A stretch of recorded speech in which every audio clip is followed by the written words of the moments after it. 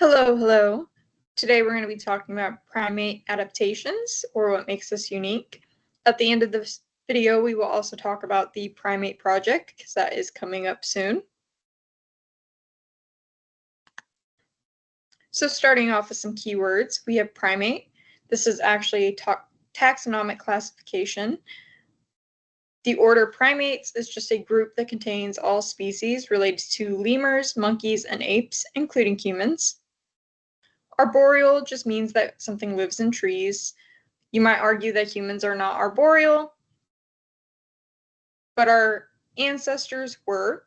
That's actually why we tend to have a lot of issues with dislocating our shoulders and other shoulder pain, because we still have that very wide range of motion from when we were swinging through trees. Bipedalism, which we've talked about before, is just walking on two legs. Your hallux is actually your biggest and most medial toe on each foot, commonly known as your big toe. Dichromatic vision is when you have two cones located in the retina, which allows you to see two colors, blue and yellow. Some humans that are colorblind actually have dichromatic vision. There's also trichromatic vision. This is when you have three cones located in the retina, which allows you to see red, yellow, and blue. You might argue that we can obviously see more than just red, yellow, and blue, but our eyes actually only take in those three colors. Our brain fills in the rest. So why do we study primates? Well, for one, they are our closest human relative. Because they are our closest human relative, we can learn a lot about how humans have evolved to be what we are today in terms of our intelligence, culture, our social grouping, all of that kind of stuff.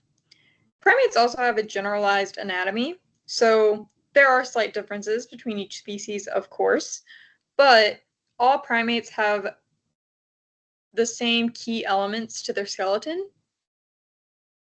So studying primate anatomy can actually help us learn how humans evolved to be bipedal,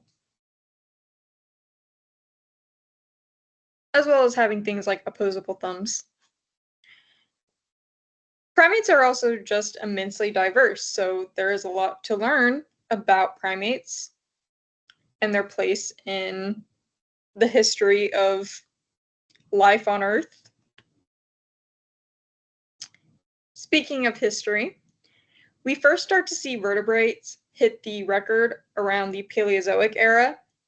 This is about 500 million years ago. Then in the Mesozoic era, we see placental mammals appear for the first time. This is about 80 million years ago.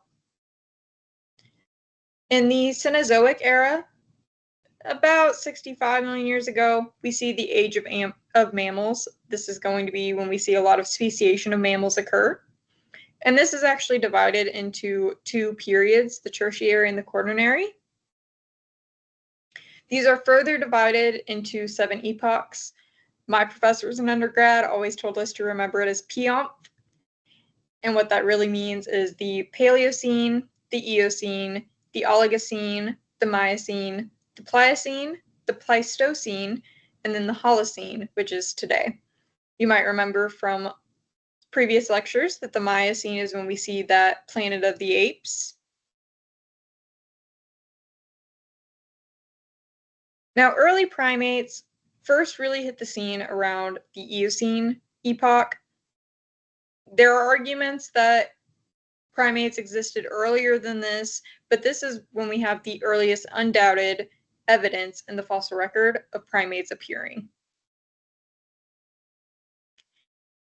Now, during the Miocene, we start to see our hominid ancestors appear. By the end of the Miocene, we see hominoid evolution to hominids and hominins.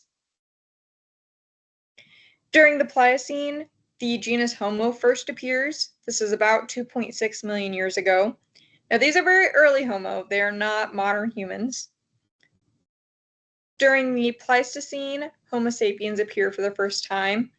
This is going to start out with archaic Homo sapiens, roughly 400,000 years ago, and these are going to coexist with other early genus Homo species, like Homo neanderthalensis, as well as Denisovans, but they were kind of discovered more recently, so we don't talk about them quite as much because we just don't know as much about them. And then anatomically modern humans kind of hit the scene roughly 200,000 years ago. This is also debated.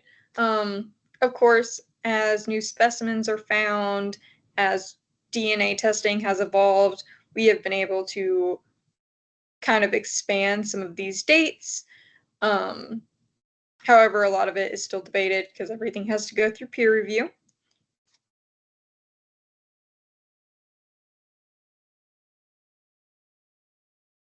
Now, it's actually very difficult to define primates as an order. This is because other orders have very easily definable sets of features that kind of set them apart, but primates have a lot of variation between species. So most of the defining traits of primates can actually be found in other animals as well. Primates are special, though, because we have a unique combination of those features that are then adapted for particular environments and lifestyles, which is also why we see a lot of variation and speciation. However, the order primate, generally speaking, can be broken down into these traits. So primates are going to be large-brained, relative to body size. They're going to be social. They're going to be arboreal mammals. They're going to have stereoscopic vision. And they're going to have grasping hands and/or feet.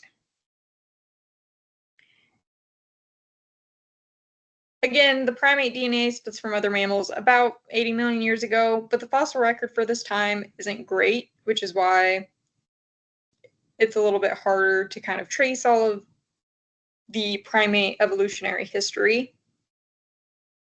And again, with that variation, that makes it even harder because it's hard to tell if something should be considered a completely new species versus a subspecies, or if it is something, the differences are caused by things like sexual dimorphism, whenever you only have a skeleton. Especially because 80 million years ago, any specimens from that time typically are not complete. It's even harder to make those judgments when you only have a couple of finger bones or a femur or whatever. Moving on to primate taxonomy, we have some suborders. So we have Prosimy. These are going to be lemurs, lorises, tarsiers, and galagos. And then Anthropoidea. These are going to be monkeys, apes, and humans. Now there is some new taxonomy.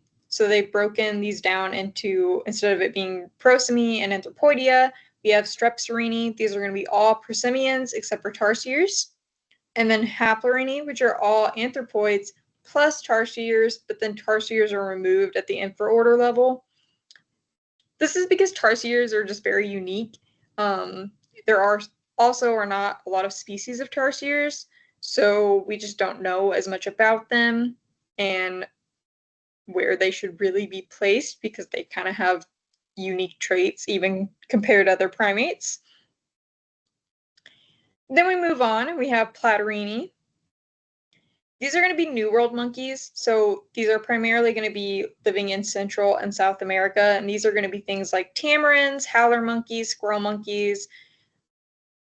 Generally, what you think of more as a monkey is going to be in the New World monkey or Platyrrhini category. Typically, they will also have prehensile tails. Prehensile just means that they have some control over it. They can kind of grasp with the tail.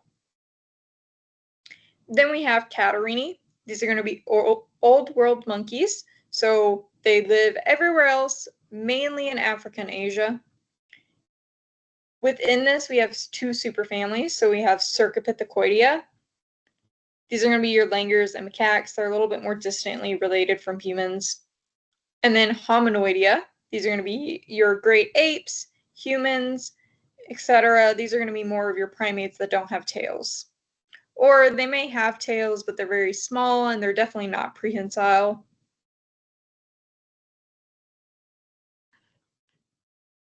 So within Hominoidea, we have a couple of different families. We have Hylobatidae.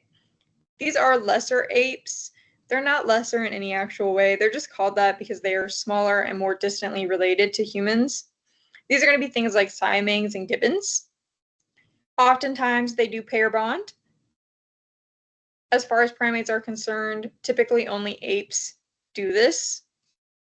And they share a last common ancestor with humans about 18 million years ago.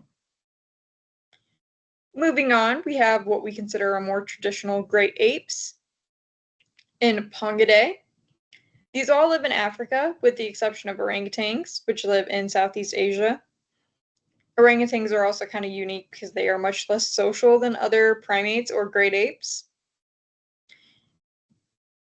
Now, we do know a little bit more about these species because they are more closely related to humans, so we have studied them a little bit longer. Now, we have the genus Pongo. These are going to be orangutans. Our last common ancestor with them was about 14 million years ago. We have gorilla. Our last common ancestor with them was 7 to 9 million years ago. Interestingly enough, gorillas, their scientific name is actually just gorilla. And then we have pan. These are going to be our chimps and bonobos. So chimps are pan troglodytes and bonobos are pan paniscus. And we share our last common ancestor with them about 5 to 8 million years ago. Now, originally, we actually thought bonobos were just a subspecies of chimps, so they were often called pygmy bonobos, pygmy chimps. But in the last, I don't know, I think 40 years, we've kind of learned that they are not. They are actually a separate species. They do share a very close common ancestor, and there are some theories about how they kind of split off, which we will talk about later. And then the last family within Hominoidea is Hominidae. These are going to be humans and our extinct ancestors, and the defining feature for this group is bipedalism. Now, you can argue that other great apes, especially chimps and bonobos, do walk bipedally sometimes, but that is not their primary mode, and they aren't doing it as habitually as the species within Hominidae. There is some new taxonomy within this as well. We have Homininae. This is going to be everything that was previously referred to in Hominidae. And then we have hominids versus hominins. It's essentially the same thing. It's mostly a way to differentiate between very early species of Hominidae and then later species of humans. And the issue really stems from genetic data because chimps and bonobos are so insanely similar to us. We needed a way to kind of differentiate between ancestors that were closer to chimps and bonobos versus closer to modern humans. You might see them used interchangeably, this hominids versus hominins, but they are actually different.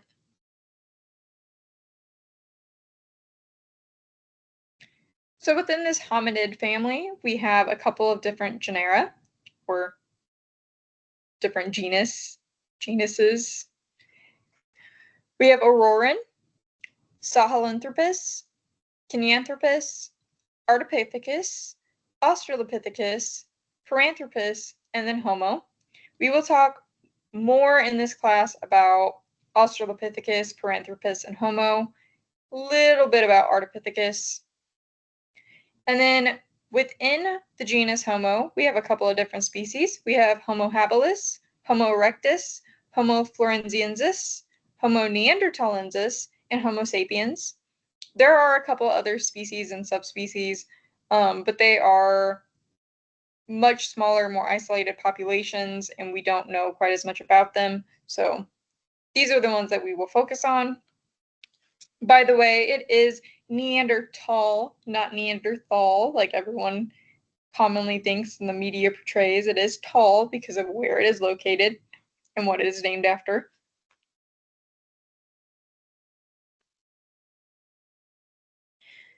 So moving on to these primate adaptations, we've talked about them having that generalized body plan. So this is going to include hands and feet that have 5 digits that are grasping, often with opposable thumbs and a hallux on the foot, as well as nails instead of claws. So we have these flat nails instead of having the traditional rounded claws like a cat or dog would have.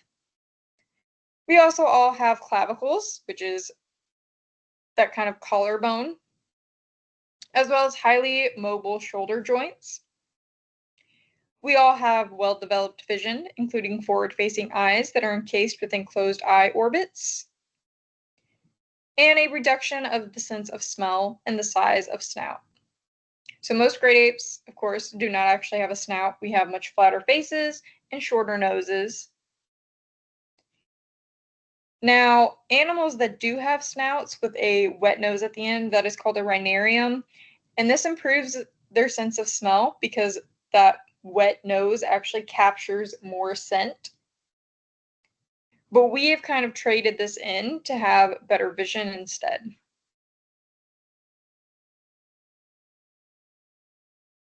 Primates also have generalized dentitions with incisors, canines, premolars, and molars. Now, the actual pattern of these, so how many of each of these, does differ slightly, but all primates have those 4 types of teeth. We are also highly social, with the exception of orangutans, who are much less social, but that's just kind of unique to them. We tend to have single offspring with long juvenile periods and high parental investment. Sometimes we will have 2 offspring.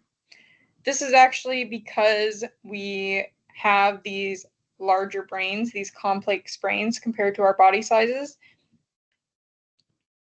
So instead of having a litter of offspring where you expect that a portion of them will not survive to adulthood, that they will be preyed upon, or they will just die of sickness or whatever, primates have adapted to have 1 or 2 offspring that we then put a lot of care and time into to ensure that they survive. This actually works out fairly well for primates, and kind of helps protect against big events of,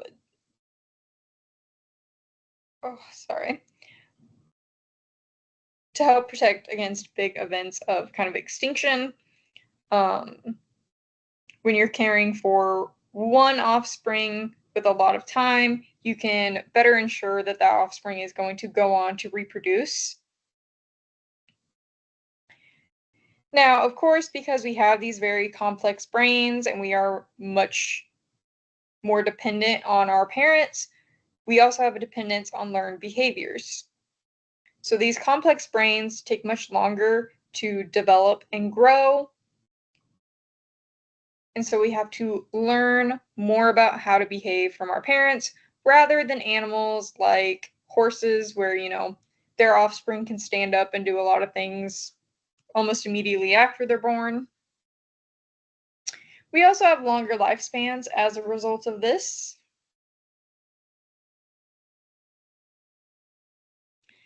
Here you can see on this left photo the difference between dichromatic primates and trichromatic primates and how they see the world.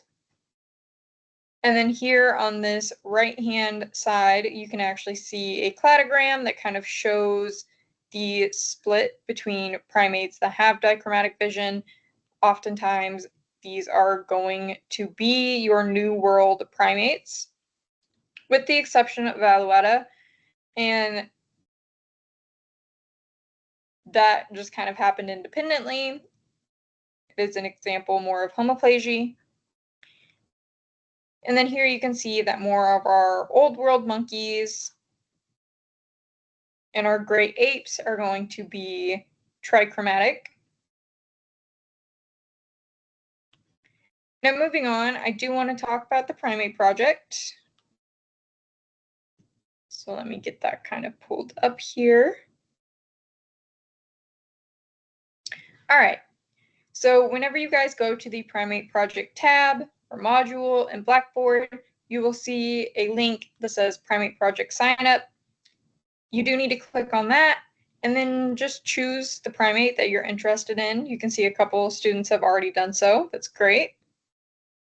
Now, I have included their scientific names here because some of these primates do have a lot of subspecies, which would have made some of the research a little bit harder for you guys.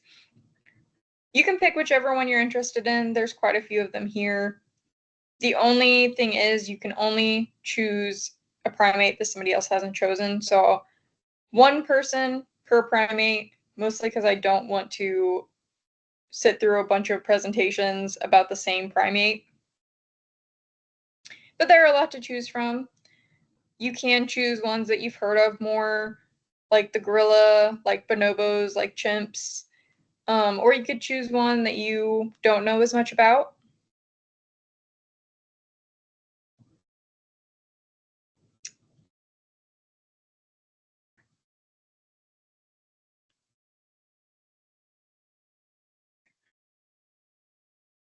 All right, here we go.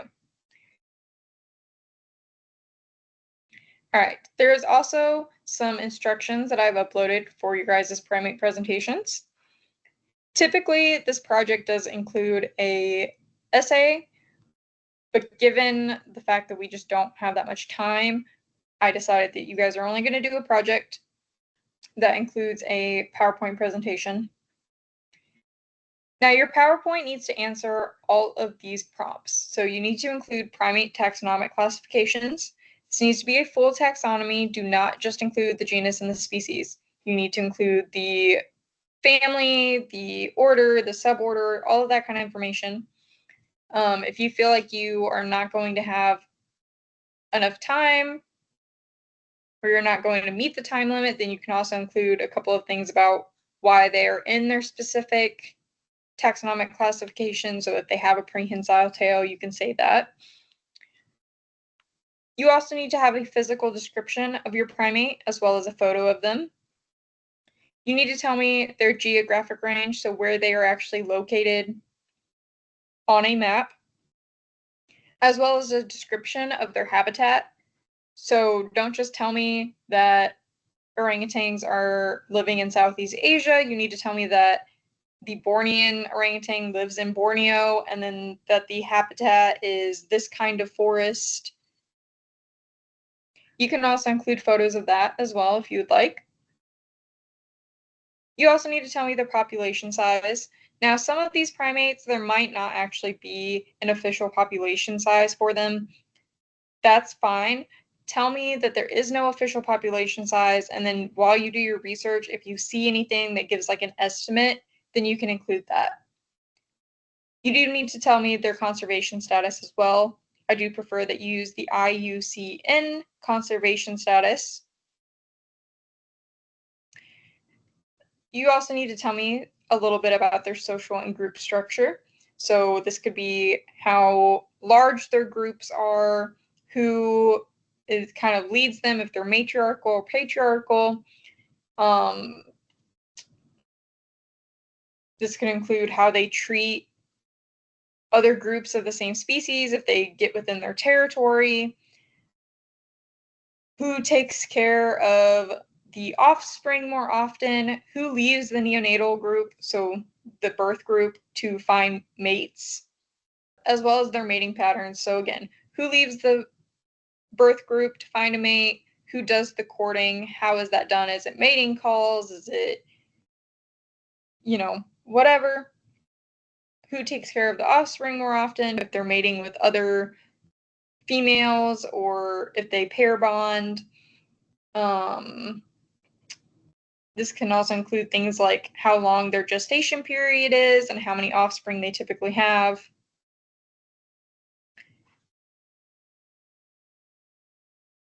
You need to have something about their diet, so what do they eat, as well as their trophic level. So this is going to be where they fall in the food chain, if they're primary, secondary consumers, that kind of stuff, as well as any predators that they might have.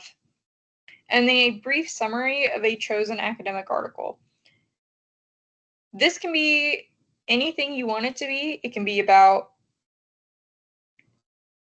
different sounds that your primate makes. It can be about like different scientific studies that have been done on them. It could be about conservation in areas that they live in, whatever you want it to be, as long as it is about your primate. And that it is an academic article. So this does not include academic websites like magazine articles, documentaries. I don't want those. I want an academic article. So it needs to be something that is peer-reviewed and published in some kind of academic journal. If you are not sure if the article that you've chosen is actually an academic article, then you can send it to me and I will look at it and get back to you on whether it is or not. Now, the rest of your sources that you use can be anything you want. Granted, you should be critical of them. Don't just choose whatever random sketchy website that you find. Make sure that it's something that is reliable, but it can be, the rest of your sources can be websites, they can be different videos, whatever. Now, when you record your video, you do need to have your audio and your camera on, and I need to be able to see you presenting your PowerPoint. So I need to be able to see you and your presentation in the same video. Now you can do this by screen sharing your PowerPoint while recording yourself. You can do this through Teams, PowerPoint, Blackboard, Video, Stream, Snagit. They're all recommended by WSU. I typically use Teams and Stream the most often. I've also had students just have their PowerPoint like in the background on a monitor that they click through as they present in front of the camera, and that is fine too. Whenever you submit your video though, it needs to be as an MP4 file. Alternatively, you can upload it to YouTube and send me the shareable link for that, but you need to make sure that I can actually access that. So it does not need to be a private video that nobody can access, because if I can't access it, I cannot grade it. Alternative file uploads, so PowerPoint, whatever MacBook uses, that kind of stuff, will not open through Blackboard for me. This includes Microsoft Teams and PowerPoint recordings, because a lot of times they do not give me access to your presentation. Do yourself a favor, double check before and after you submit your recording that I can actually access it, because if I cannot, it will not be graded.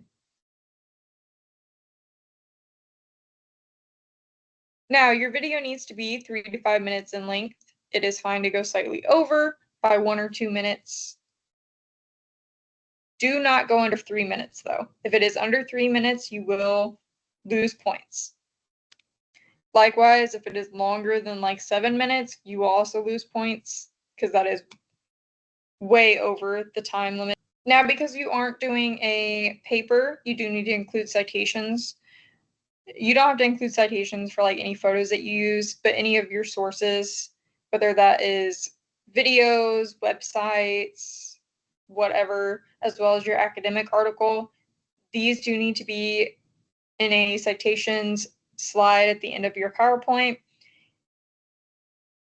You can do this with MLA, APA, or Chicago. I don't really care which format you use, but it needs to be consistent and they need to be done properly. There's really no excuse to not have your citations properly formatted, because there are so many different online citation generators.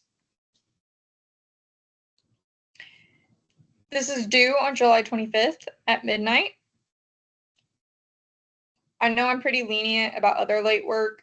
Do not submit your primate presentation late or you will lose points, because I do not have a lot of time to grade these before I have to have grades submitted to the university. So if there is anything that you're not going to submit late in the class, it should be this primate presentation.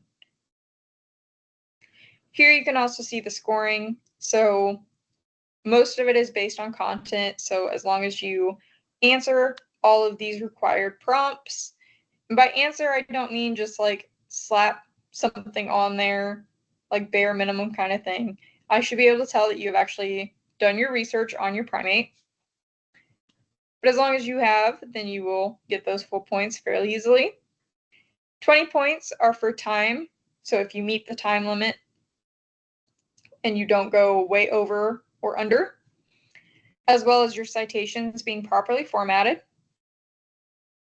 And then the last 10 points are about your presentation quality. So I know that a lot of students are very nervous to present. That's very normal and it's fine, but I do have to grade a little bit on that. But it's also going to include things like your PowerPoint style. Did you put some effort into making it look nice? How your PowerPoint is organized. So does it flow well? Which if it flows well, it should be easier to present because you won't be tripping yourself up. As well as you having a clear speaking voice so I can easily hear you. I don't have to spend time trying to decode what you're saying if you're mumbling or, whatever. And then also your use of filler words. Obviously, everybody uses them, especially if you are nervous about presenting. It happens very easily. I use them, so I don't mind if a couple sneak in. What I really mean by minimal use of filler words is that every other word is not or like or because that makes it really hard to listen to your PowerPoint without having to stop to kind of decode what you're saying. It makes it very hard to concentrate on it. And it's just kind of a sloppy way to present. So try to avoid using those as much as you can. But I am generally pretty lenient on this presentation quality scoring because I know that presenting makes people nervous, and I don't want to be the one to be a big jerk about that. I just want to be able to give you guys some tips that might help you improve because presenting is a part of life, especially during your college years. But that is all I have for you guys today, or whatever, and I will see you next time.